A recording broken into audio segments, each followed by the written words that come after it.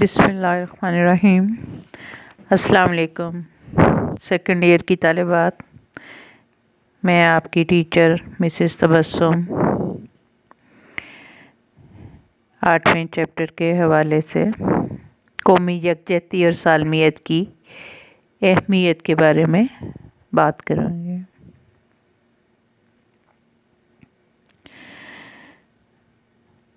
قومی یکجہتی سے کیا مراد ہے، اس بات کو ہم نے دیکھا۔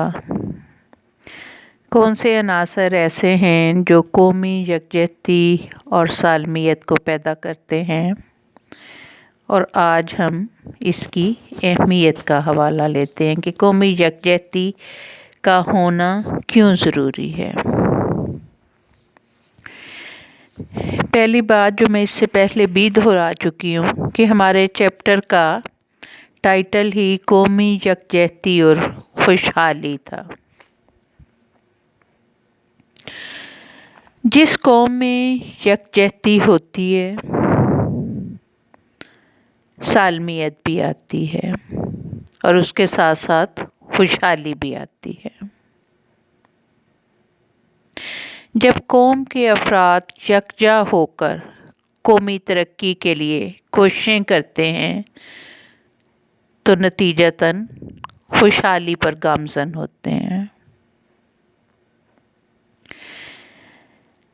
اگر ہم پاکستان کی بات کریں تو پاکستان میں دوسرے مسائل کے ساتھ ساتھ غربت بھی ایک اہم مسئلہ ہے، لہٰذا ضرورت اس امر کی ہے کہ غریب اور امیر طبقے میں فرق کو کم کیا جائے تاکہ ملک میں خوشحالی آ سکے، اور یہ کام صرف اور صرف قومی یکجہتی کے ذریعے ہی ممکن ہے۔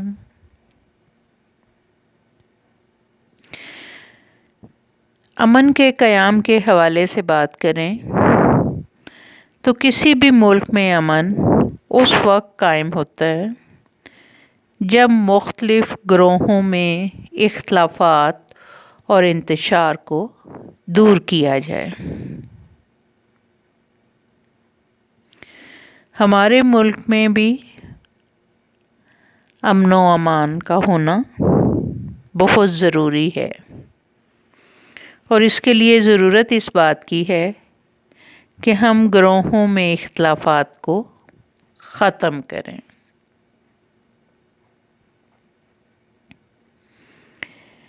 اور انشاءاللہ وہ وقت قریب ہے کہ جب یہ اختلافات اور انتشار جو ہمیں نظر آتے ہیں، محسوس ہوتے ہیں، ختم ہو جائیں گے تو ہمارا ملک بھی امن کا گہوارہ بن جائے گا۔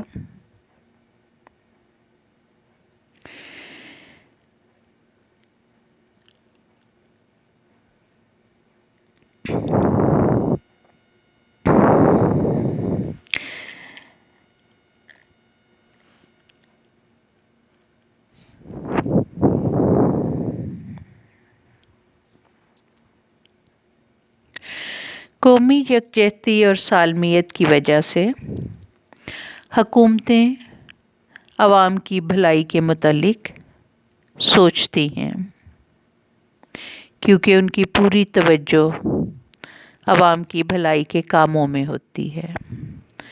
اگر عوام آپس میں لڑتے جھگڑتے رہیں تو یکجہتی نہیں ہوگی، اور حکومت ان معاملات کو حل کرنے پہ ہی اپنا وقت صرف کرے گی۔